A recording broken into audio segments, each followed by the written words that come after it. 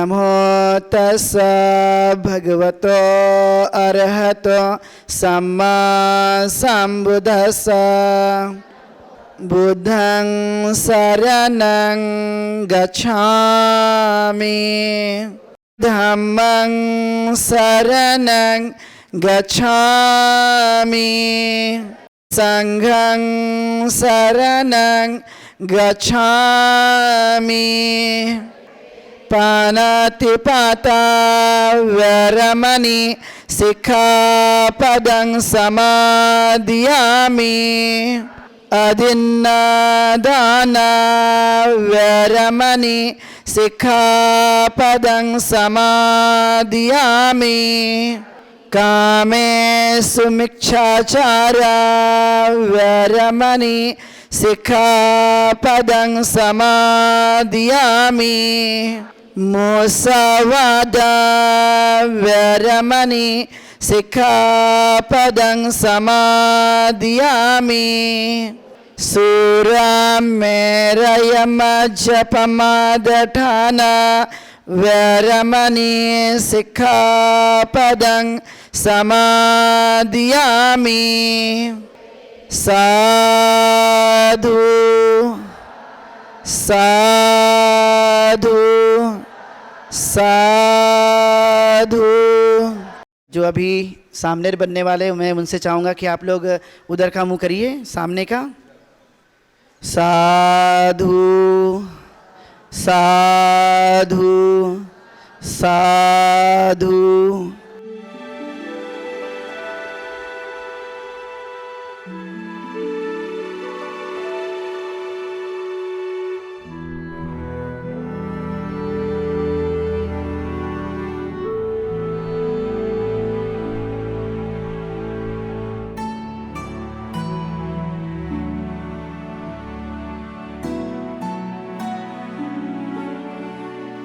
आज हम देखते हैं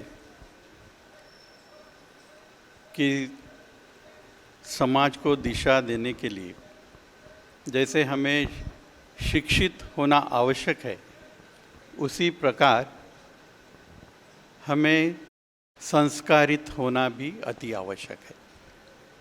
अगर हम सिर्फ शिक्षा लेते हैं और हम में योग्य संस्कार अगर नहीं होते हैं, तो उस शिक्षा का कैसा दुरुपयोग होता है, यह हम आज देश की परिस्थितियों से सभी को भला भांति जानते हैं। अगर संस्कारित व्यक्ति समाज को राह दिखाने के लिए आगे आता है, तो वह अपने साथ समाज का ही नहीं तो देश का और समस्त मानव का कल्याण करने में उसका कहीं ना कहीं सहयोग रहता है। और उसका सिर्फ योगदान खुद के लिए नहीं, तो हर चीज़ उसकी मानवता में कैसे सहयोग होगा, इस प्रकार से वो उसकी सोच रहती है। और यह संस्कार हमें हमारे बच्चों में उनका जो बालपन होता है, जो 5 साल के बाद से 12-15 साल का जो शुरुआती वक्त होता है, वह वक्त उस वक्त को बहुत अनन्य साधारण महत्व है। यह इसलिए भी मैं कहना और बताना चाहूँगा क्योंकि जिस वक्त मैं खुद एक बालक था, 5 साल 6 साल के करीब मेरी उम्र थी, 10 बाय 10 के मकान में हम रहते थे। पिताजी रेलवे में ड्राइवर थे, लेकिन उनका समाज और धर्म के प्रति बहुत श्रद्धा होने के कारण उस वक्त उन्होंने धम्म में अनन्य साधारण शिक्षण या नॉलेज ये करके किस वक्त कौन सी गाथा बोलना चाहिए, उस गाथा का क्या अर्थ हो, यह वो हर कार्यक्रम में जो भी कार्यक्रम करते थे वो बताते थे। उसी तरह मुझे आज भी याद आता है कि हमारे घर में वो अनाज के बोरे रहते थे, खाली बोरे, वो हम डाल के जब शाम को वंदना करते थे तो लगभग आधे घंटे की वंदना हमसे लेते थे। जो आज भी मुझे याद है, लेकिन आज जो बाकी की वंदना जो है मैं कितना भी याद करने जाऊँ तो मैं याद नहीं कर पाता। तो ये एक अनन्य साधारण महत्व है कि हम वो जो 5 से 15 साल के वक्त फिर हम खाना खाने बैठते थे, उस वक्त कौन सी गाथा बोलना चाहिए। हम पांचों भाई बहन जब बैठते थे तो खाना खाते वक्त की भी गाथा थी, वह भी हमें बोलने लगाते थे। तो इस तरह हमें हमारे मन पर जाने अनजाने जो धम्म के संस्कार होते हैं, उस वजह से हम खुद, हमारा परिवार, हमारे साथ में हम जहाँ उठते बैठते हैं वो हमारा मित्र परिवार, हमें जानने वाले हमारे जितने भी रिश्तेदार, इन सबको कहीं ना कहीं देखते समझते संस्कार होना शुरू होता है। और इस तरह हमारा कहीं ना कहीं इस धम्म के साथ एक अनोखा प्रवास शुरू हो जाता है। और जैसा कि हम यहाँ पर आज जिस श्रामनेर दीक्षा समारोह के लिए आए हुए हैं, इस श्रामनेर दीक्षा समारोह का भी उसी तरह बहुत महत्व इसलिए है कि आजकल हम देखते हैं कि हमारे बीच में प्रशिक्षित पूरा धम्म का नॉलेज होकर, उसका सिर्फ नॉलेज होना ही महत्व नहीं, तो उस प्रकार से अपने आचार और विचार रहने के साथ साथ हमारा व्यवहार भी हो। इसके लिए हम जिस तरीके से श्रामनेर दीक्षा के बाद ये बच्चे भंतेगण के साथ में रहेंगे, देखेंगे, सीखेंगे, तो इनमें से कई लोग कुछ ना कुछ 5-10% भी क्यों ना हो, वो अगर अपने जीवन काल में बुद्ध धम्म का संदेश देने के लिए अगर तैयार होते हैं तो यह पूरे मानवता के लिए एक बहुत बड़ा उपहार होगा। सिर्फ हमारे लिए नहीं, हमारे समाज के लिए नहीं, तो यह एक मानवता के लिए बहुत बड़ा उपहार होगा। इसलिए इनकी योग्य प्रकारे देखभाल करना, उनका ध्यान रखना, उनको हमने श्रामनेर दीक्षा देने के बाद उनको किसी भी तरह की कमी महसूस ना हो, वो हमारा कर्तव्य है कि हम जाते रहे, देखते रहे, और जहाँ पर भी हो हम अपना सहयोग करते रहे। जिन प्रकार से आज 5 या 10 तैयार हो गए, कल हमारी एक पीढ़ी में से थोड़े तैयार हो गए। इसका शिक्षा इनके साथ साथ सिर्फ श्रामनेर हो गए तो इनका सिर्फ बौद्धिक या बौद्ध धम्म का ही नहीं, तो इनका खुद का शिक्षण भी उतना ही महत्व है। अगर ये अच्छे परिवार से है तो बहुत अच्छा है, अगर ये अच्छे परिवार से नहीं है तो हम सबका दायित्व है कि इनकी शिक्षा की पूरी जिम्मेदारी हम सब ने मिलकर लेना चाहिए, जिस प्रकार से इनकी प्रशिक्षण में किसी भी प्रकार की कमी ना हो। बंते जी जिस प्रकार से उन्होंने स्वयं एक श्रामनेर करके आज से लगभग 18 से 20 साल पहले दीक्षा ली थी, उसके बाद में उनके साथ में उस वक्त लगभग 50-60 की वो बैच थी, उस बैच में से भले ही 4 या 5 तैयार जो हो गए, उनका समाज में कितना बड़ा योगदान हो रहा है, यह आज हम अपने सब लोग देखते जा रहे हैं।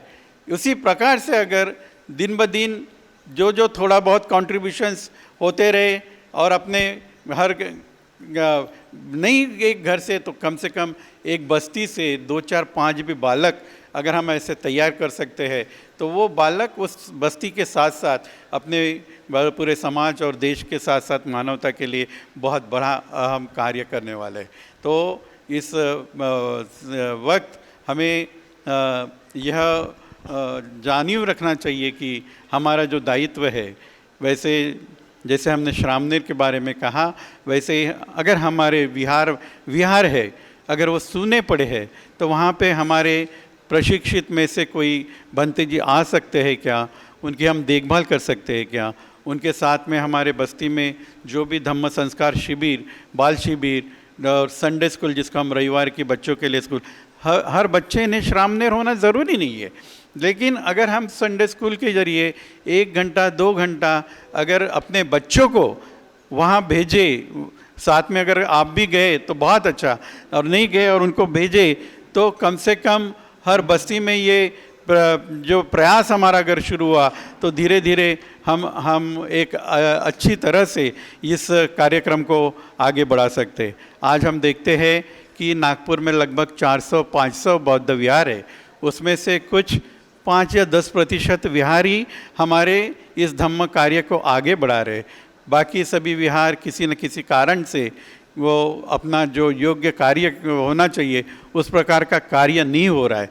तो हम सबकी वह भी जिम्मेदारी है कि हमने जिस जिस बस्ती में हम रहते हैं उस बस्ती में उस विहार का संचालन योग्य प्रकार से हो सके, उसके लिए हम खुद और अपने मित्र परिवार और अपने रिश्तेदार के साथ किस तरीके से योगदान कर सकते हैं। वहाँ पर अगर बनते रहते हैं तो उनका किस प्रकार से ख्याल रखते हैं, उनको किसी प्रकार की कमी महसूस ना हो, जन करके कि वो उस जिस समाज भवन में या बुद्ध विहार में रहते हैं और जिस एरिया में रहते हैं उस एरिया से उनका लगाव बनते रहे और वहाँ के लोगों का धम्म संस्कार के साथ साथ बाकी सभी प्रकार से, क्योंकि जब बनते को जो नॉलेज होता है और जो उनमें एक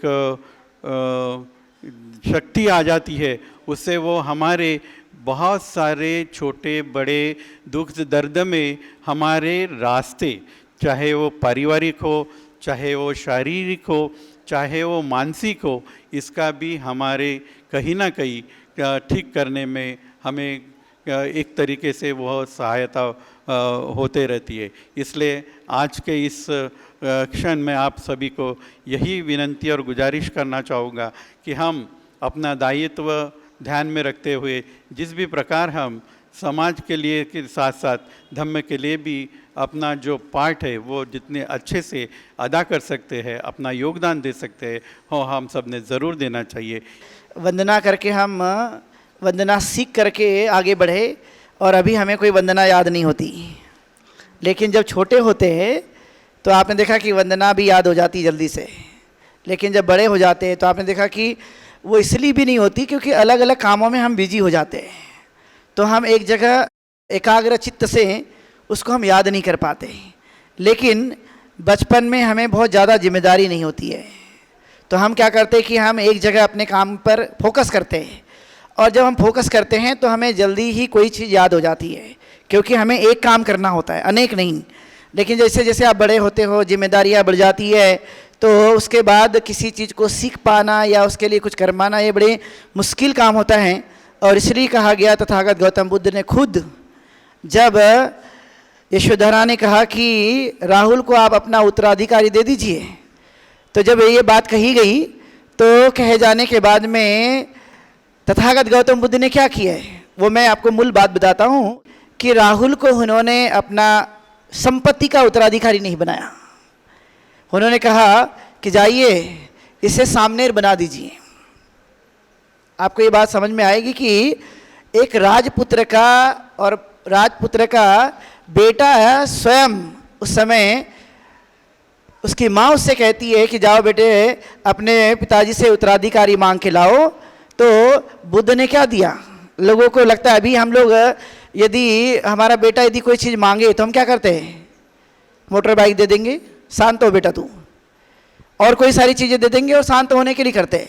लेकिन बुद्ध की इसमें बड़ी अच्छी बात हमें लगती है कि उन्होंने कहा कि ठीक है मैं तुम्हें उत्तराधिकारी देता हूँ, तो मेरी परंपरा काय की है, मेरी परंपरा बौद्धों की परंपरा है। और इसलिए उन्होंने क्या किया, उन्होंने राहुल को सामनेर बनाया, ये खास बात है। और कहा कि उत्तराधिकारी के रूप में मेरे देने के लिए मेरे पास कुछ नहीं है, शुद्धोधन के पास तो बहुत कुछ है लेकिन मेरे पास नहीं है, मेरे पास सिर्फ है बौद्धों की परंपरा, इसलिए मैं वही चीज़ आप लोगों से करना चाहूँगा।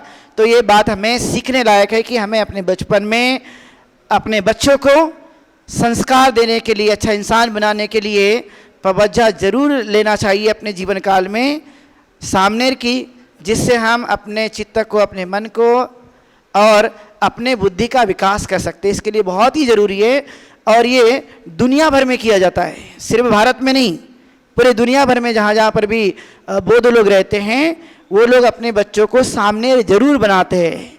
और बहुत सारे लोग तो दीर्घ काल तक बनते हैं, 15 साल 20 साल तक, और होने लगता है कि हमें उपासक बन जाना चाहिए तो उपासक भी बन जाते हैं। लेकिन जो उन्होंने ज्ञान सीखा है, ज्ञान जो लिया है, वो कभी व्यर्थ में नहीं जाता, कहीं ना कहीं वो समाज के लिए काम में आता है। मुझे लगता है कि भंते जी ने जो बातें बताई है कि अपने जीवन में कभी ना कभी हमने सामनेर बनकर धम्म की शिक्षा को समझने की ज़रूरत है। और हमारे समाज की आज की परिस्थिति हम देखते हैं कि बहुत सारे जगह काफ़ी अलग अलग लोग धम्म का अलग अलग अर्थ निकालते हैं। पिछले महीने हमने भंते जी सुनीति के माध्यम से लगभग 20 जो हमारे बच्चे हैं उनको 12 दिन के लिए सामनेर की दीक्षा देकर उनको धम्म का ज्ञान दिया था, और काफ़ी हद तक उन्होंने उस धम्मों को समझने का काम किए थे। तो वो भी एक सारी महिला सामनेर थी, और वहाँ पे भी जो सामनेर होने के बाद में जो शिक्षा वहाँ दी गई प्रभात कॉलोनी के विहार में, तो धम्म का जो ज्ञान है उन्होंने पूरा जो ज्ञान है वो ब्लैक बोर्ड के माध्यम से, और किस तरह से धम्म का कार्य है, धम्म क्या है, धम्म की शिक्षा क्या है, इसके बारे में काफ़ी हद तक उनको मार्गदर्शन किया। साथ ही साथ में मुझे एक खुशी हो रही है कि बीच में बनते धम्म सारथी के मार्गदर्शन में एक ऊँट खाना में बुद्धिस्ट सेमिनरी का भी गठन वहाँ हुआ है दीक्षा भूमि के जगह पे, और हर सैटरडे और संडे को हमारे उपासक है जो बच्चे हैं धम्म का ज्ञान वहाँ लेते हैं। और वहाँ पे भी भंते जी जो है वो सही मायने में मैंने उनको कहा कि भंते जी की एक सिलेबस बनाओ बच्चों के लिए और उसके लिए उपासकों के लिए, कि ताकि उस जो ट्रेनिंग की प्रोसेस होती है उससे कुछ आगे बढ़े।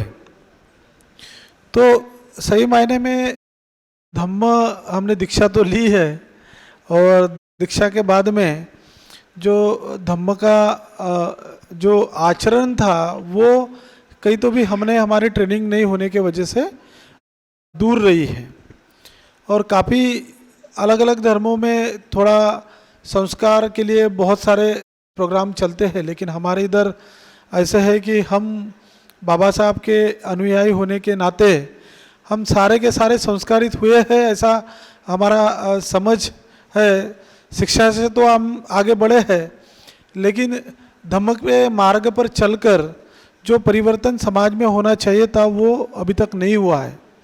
तो इसलिए जो है कि बुद्ध शासन में भी सारे जो उपासक थे, चाहे वो राजा हो या उससे थोड़े छोटे लोग हो, वह भी अपने बच्चों को बुद्ध की शिक्षा के लिए सामनेर की दीक्षा उस समय में दिया करते थे। और साथ साथ में कभी ऐसा लगा कि इसमें हमारे बच्चों को ज़्यादा इंटरेस्ट आया तो उसके बाद में उसकी शिक्षा आगे होती थी।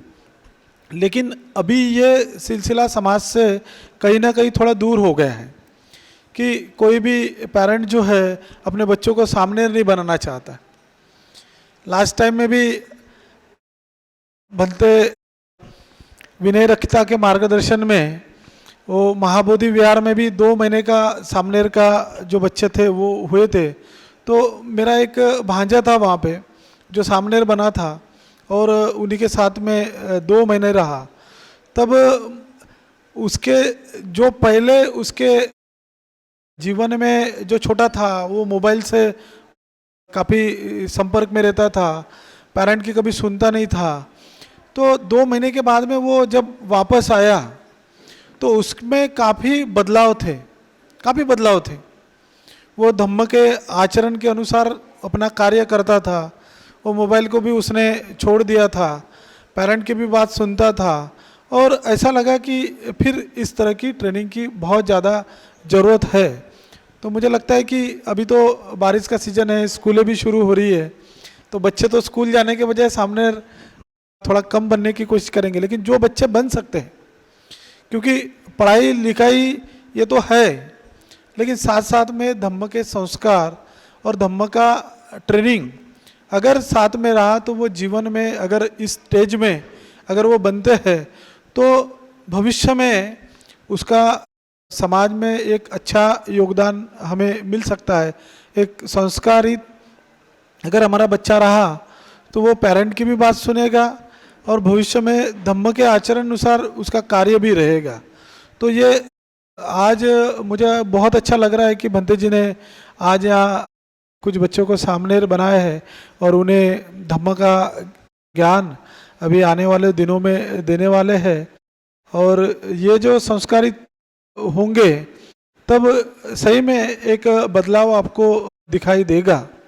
तो ऐसे काफ़ी सारे हम भी कोशिश करते हैं कि जैसे अलग अलग धर्मों में उनको बच्चों को संस्कारित बचपनों से करने के लिए बहुत कुछ मैकेनिज़्म होता है, लेकिन हमारे तरफ ऐसा कुछ मैकेनिज़्म ना सोसाइटी ने बनाए और ना हमारे जो मॉन्क है उन्होंने भी इस तरह से पहल करने की बहुत कोशिश की है, लेकिन हमारा सहयोग उनको नहीं मिलने के वजह से वो उस कार्य को आगे ले जाने में थोड़ा कहीं ना कहीं पीछे रह गए हैं। तो मुझे लगता है कि हमारा भी सहयोग रहे, और साथ साथ में जब सामने बने हैं तो भिक्षुओं के पास में कोई साधन नहीं है, मेन बात है साधन कुछ नहीं है। तो हमारी जिम्मेवारी है कि अगर हमारे समाज के बच्चों को अगर संस्कारित वो करते हैं तो उनका पूरा ख्याल रखने की जिम्मेवारी हमारी है, क्योंकि भिक्षु लोगों के पास में बार बार नहीं जाएंगे। और ये जोड़ा समाज में थोड़ा सा ये है कि समाज में समाज को संस्कारित करने का काम अगर भंते जी करते हैं तो उनको सारी तरह की मदद करने का काम हम उपासकों ने करने की भी जिम्मेवारी हमारी है, ताकि वो उनका काम जो जो करना चाहते हैं वो सही तरह से कर सके।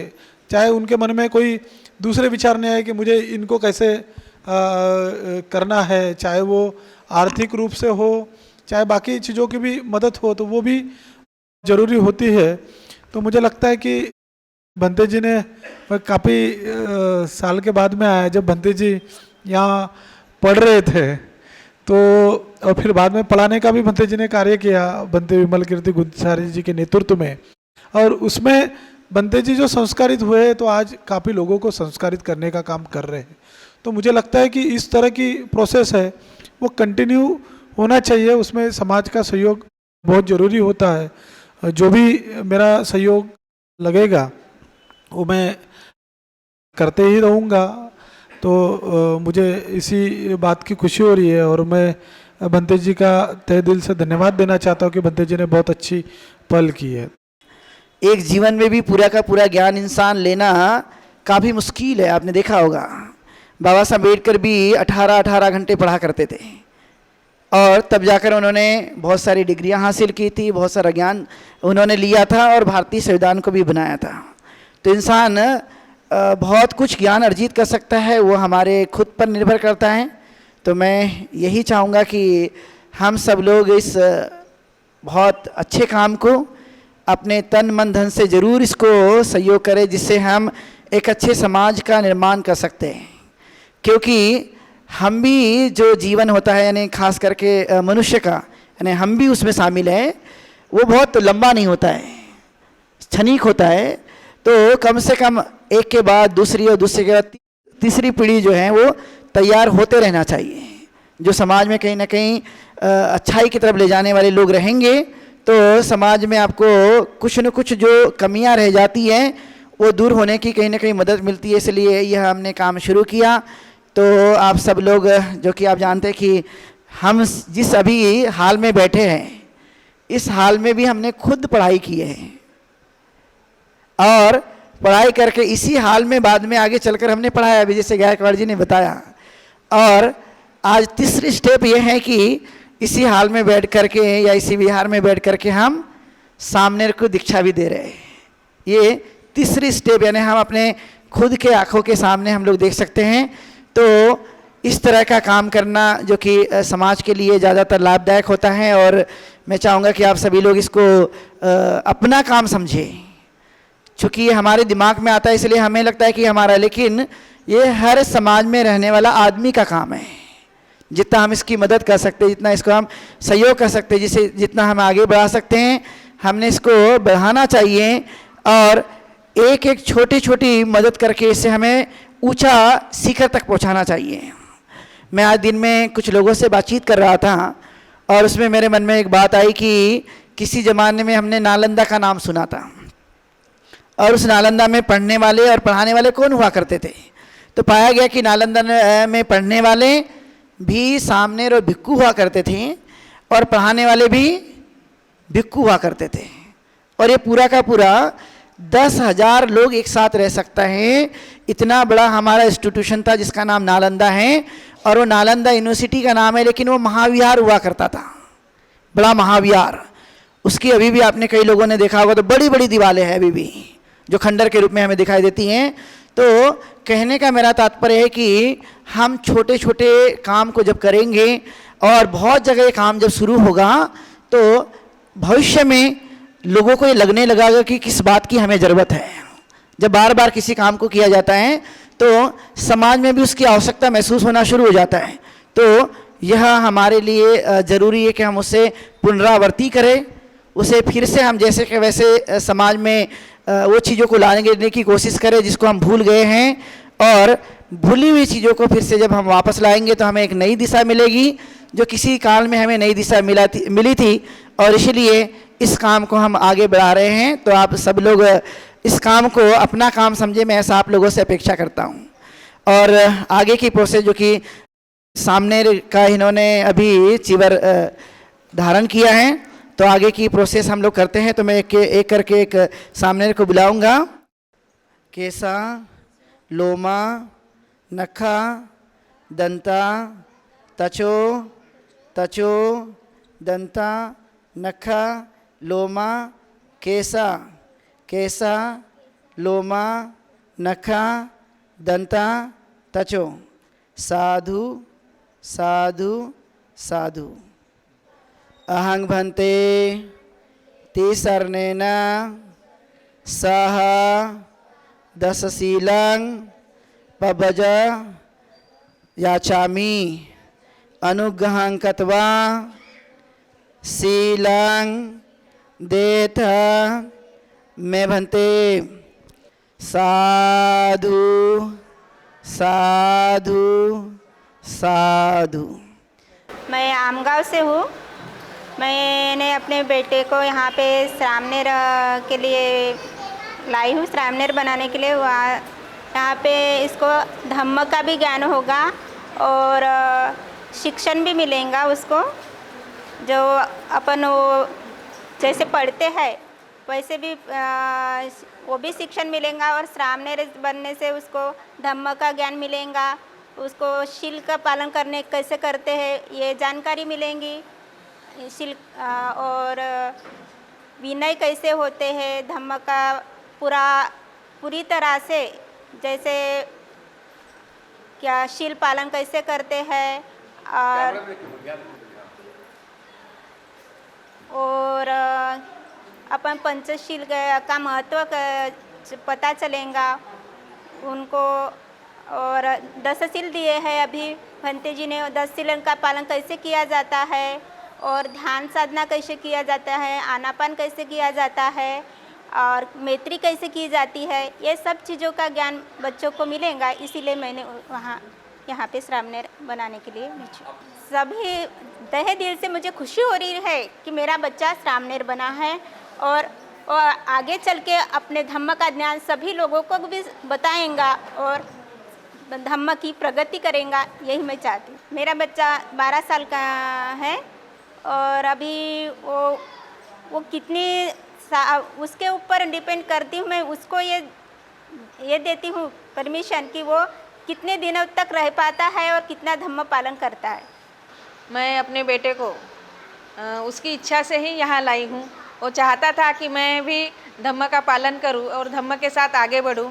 वो चाहता है कि मैं भी, जैसे हम चाहते हैं समाज में, अदर समाज में देखते हैं कि उनके बच्चे जहाँ जाते हैं तो वहाँ वो लोग अपना जो धर्म का प्रचार करते हैं। हमारे इधर देखते हैं तो हमारे बच्चे कभी बिहार भी जाने को नहीं देखते। हम लोग भी ज़्यादातर काम में इतना बिजी हो गए हैं कि हम धम्म का पालन नहीं कर सकते। इसलिए मैं चाहती हूँ कि मेरा बेटा भी अपने साथ साथ समाज को भी आगे बढ़ने के लिए वो खुद श्रामणेर का वेश धारण करके यहाँ आया है, और वो जो भी आगे बढ़ेगा तो इससे समाज का कुछ अच्छा नाम रोशन करेगा और हमारा भी नाम रोशन करेगा। इसके साथ साथ धम्म की दीक्षा के साथ साथ वो स्कूल में भी पढ़ेगा। भंते जी ने, जब हमारे भंते जी ने, चंद्रकीर्ति भंते जी ने बताया था कि हम लोग को अपने बच्चों को यहाँ भेजना है, तो हम बहुत दुखी कष्टी हो गए थे। हम लोग को लगता था कि हम भेज नहीं पाएंगे। मैं तो उसको बहुत बार बोल चुकी हूँ कि नहीं जाएंगे बेटा, मैं नहीं रह पाऊँगी, लेकिन वो बहुत बोल रहा था कि नहीं मम्मी मैं जाऊँगा। महिला सशक्तिकरण संघ के माध्यम से ये श्रामणेर दीक्षा का समारंभ आज यहाँ पे आयोजित किया गया है। ये जो छोटे बच्चों को हमने श्रामणेर बनाया है, तो खाली इनको बस श्रामणेर बनाना नहीं है, तो एजुकेशन के साथ साथ आज समाज में जो धम्म प्रचारक की कमी है उसको भी हम पूरा करने की कोशिश करेंगे। और यहाँ देखा जाता है कि बुद्धिस्ट सेमिनरी एक भी नहीं, जैसे हम लोग चाहते हैं समाज में बुद्धिस्ट सेमिनरी एक भी नहीं है।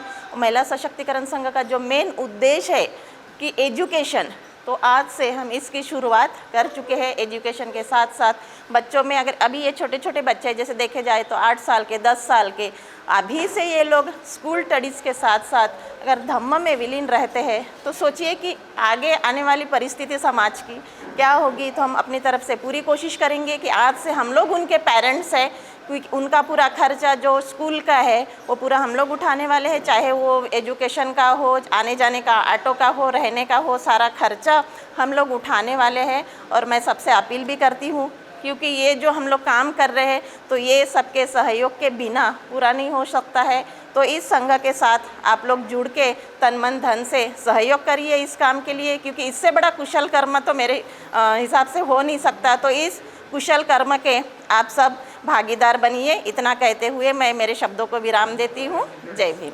महिला सशक्तिकरण संघ द्वारा धम्म दीक्षा समारोह का आयोजन किया गया है, और डॉक्टर भदंत चंद्रकीर्ति जी हमारे महिला सशक्तिकरण संघ के अध्यक्ष हैं।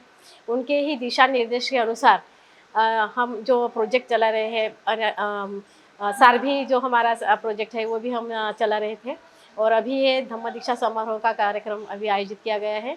तो हमारा मकसद ये, उद्देश्य ये है कि जो हमारे, जो आज हम देख रहे हैं कि धम्म का जो प्रचार प्रसार सही मायने में जो होना चाहिए था तो नहीं हो रहा है। तो ये धम्म दीक्षा समारोह की वजह से जो सेमिनरी हमने स्थापित किए हैं, तो सेमिनरी के माध्यम से हमारे जो बच्चे हैं वो धम्म का प्रचार और प्रसार करेंगे। और जो बाबा साहब का जो सपना था कि भारत बौद्धमय होना, तो ये हमारी जो स्टेप्स है ये धीरे धीरे हम यहाँ से शुरू कर रहे हैं, और हमारा जो समाज है तो आगे भी धम्म में अग्रसर रहेगा। इसी अपने शब्दों के साथ मैं विराम करती हूँ।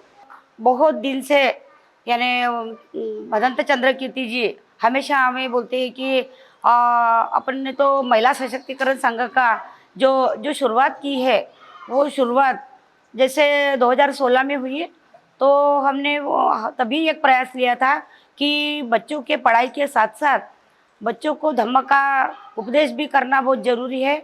और धम्म देशना के बिना आज की परिस्थिति जो देखने को मिल रही है, तो आगे आने वाली जो परिस्थिति है उनको जो बदलना है हमें, तो धम्म का प्रचार प्रसार होना चाहिए। लेकिन क्या हो गया है कि बाबा साहब ने जब 1956 को सबको धम्म की दीक्षा दी और सब लोग पढ़े लिखे हो गए, और पढ़े लिखे होने के बावजूद वो बाबा साहब को याद करते हैं लेकिन बुद्ध को भूल गए हैं।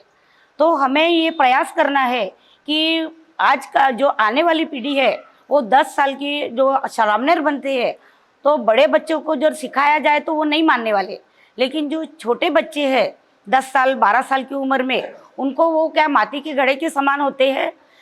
जो बोया जाता है वो उगाते हैं, वैसे ही वो अभी 7 हो गए हैं, अभी उनके साथ और बढ़ाना है हमें।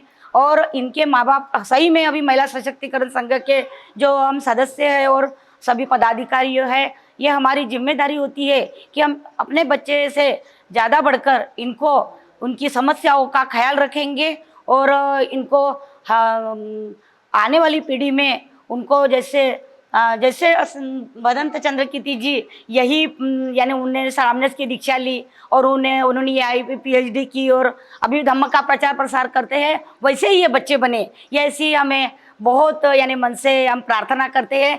और इसी से महिला सशक्तिकरण जुड़ने के लिए मैं सभी को प्रयास करूंगी और हमारे महिला सशक्तिकरण संघों को आर्थिक दान का बहुत बच्चों के लिए जरूरी है। वो आर्थिक दान हमें सभी वर्गों से यानी समाज से मिलना चाहिए, तभी हम ये कार्य आगे बढ़ा सकते हैं। भिक्षु संघ ने जो आज दीक्षा दी, श्रामनेर दीक्षा दी, इसके लिए मैं सभी भिक्षु संघ का धन्यवाद अदा करता हूँ। और विशेष रूप से आदरणीय भंते डॉक्टर चंद्रकीर्ति जी, उन्होंने हमेशा अपने प्रयास करके मेहनत करके जो परिवर्तन लाना चाहते हैं इस देश में, बुद्ध धम्म का प्रचार प्रसार हो, बाबा साहब को जो अपेक्षित था वो धम्म इस देश में फैले, उसका प्रचार प्रसार हो और सभी लोगों का जो मानव का कल्याण हो, ये विचार सामने रखते हुए भंते जी की जो विचारधारणा है वो आगे सोचते हैं, वो हमेशा उनकी जो सोच सफल होगी क्योंकि उनका कार्य काफ़ी सराहनीय है। और यहाँ पर भीम ज्योति बुद्ध विहार ने बड़ी मेहनत और कोशिश करके इस कार्यक्रम को यहाँ पर करने के लिए परमिशन दी और उनका सहयोग मिला, उनका भी मैं तहे दिल से धन्यवाद अदा करता हूँ। और ये भिक्षु संघ यहाँ पर आए हुए हैं, मैं उनका भी तहे दिल से धन्यवाद अदा करता हूँ, साधुवाद करता हूँ। और यहाँ पर हमारे बीच में उपासक उपासिकाएँ बहुत यहाँ पर आए हुए हैं, उन्होंने इस कार्यक्रम को अच्छा सराहनीय कार्य किया, उन्होंने इस कार्यक्रम की शोभा बढ़ाई, उनका भी मैं तहे दिल से मन से धन्यवाद अदा करता हूँ। सिंधु श्रीखंड मैडम मुंबई से आई हुई है हमारे बीच में, मैं उनका भी स्पेशल धन्यवाद अदा करता हूँ। हमारे बीच में अच्छा चीफ गेस्ट के रूप में हमें मिले हैं सुचित बागड़े सर, जो कि वो डॉक्टर है, उन्होंने भी हमें मार्गदर्शन किया, मैं उनका भी धन्यवाद अदा करता हूँ। हमारे महाराष्ट्र शासन के उपायुक्त सिद्धार्थ जी गायकवाड़, उन्होंने भी हमें मार्गदर्शन करके हमें आगे बढ़ने की और आर्थिक रूप से मदद करने की भी उन्होंने आश्वासन दिया। मैं उनका महिला सशक्तिकरण संघ के तरफ से मैं धन्यवाद देता हूँ और महिला सशक्तिकरण संघ को मैं स्पेशल धन्यवाद देता हूँ कि वो हमेशा अपने कार्य को आगे बढ़ा रही है। 2016 से आज 2023 इस कम से कम समय में उन्होंने इतना बड़े बड़े कार्यक्रम और सम्मेलन आयोजित करके एक सफलता हासिल कर रहे हैं। इसलिए मैं विशेष रूप से महिला सशक्तिकरण संघ का धन्यवाद अदा करते हुए यहाँ पर ही रखता हूँ। जय भीम, जय भारत।